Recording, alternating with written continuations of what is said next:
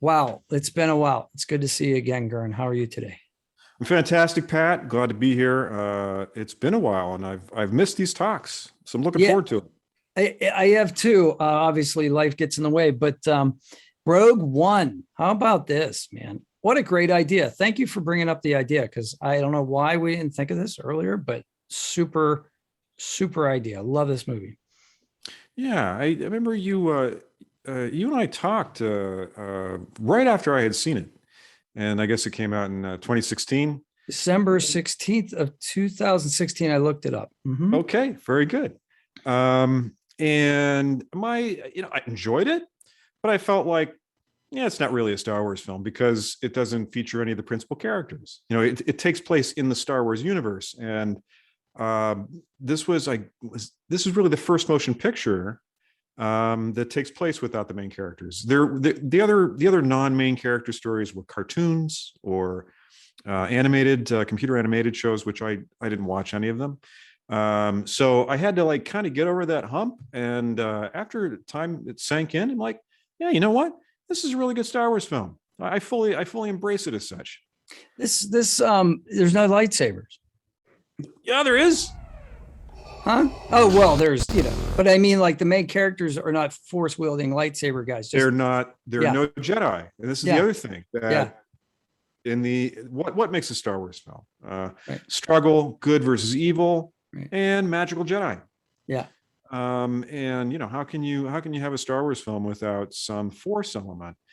And while there certainly was a character that was claimed to be close to the Force, I was unsure about that character. I was too, but on this watching, I've become convinced that he's a force user. I agree. I think the Yeah. same thing because at first I thought I interpreted his character as he's a Of course, we're Force talking about Chirrut Imwe for those in the audience that may not know right, what we're talking about. the blind monk. Yes.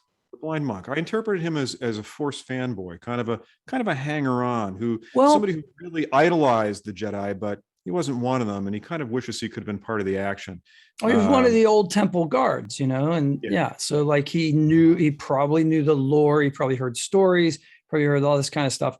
But it's not, it seems as if the Jedi are inactive. Of course, this is after Order 66. If you have anything to do with the prequels, right. which some people don't like that, and that's fine. But as far as the Right. canon timeline goes, It's part of the universe. It's part of the universe. it just fits in the timeline. So even It's the if you story. dismiss all that, there has to be a reason why Jedi are so scared.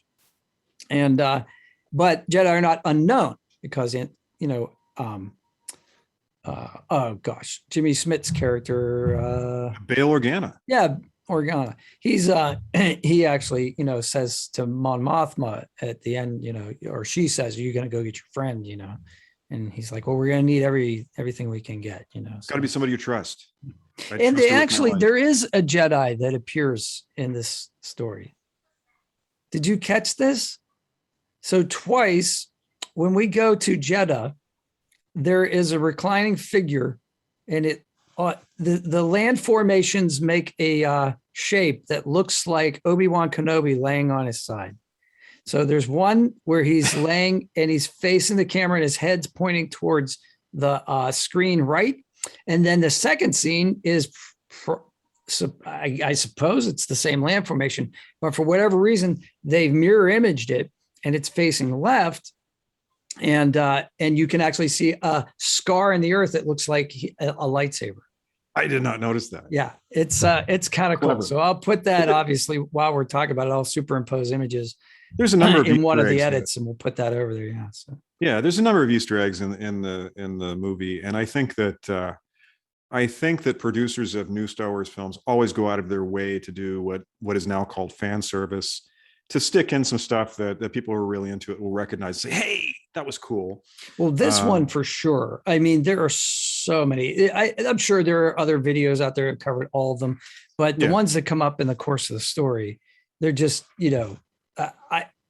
I'm a geek. I love those fan service things. I'm there. I'm like, thank you for tipping your hat to me. Like One you of my favorite recognize ones. that I'm a fan. I like that.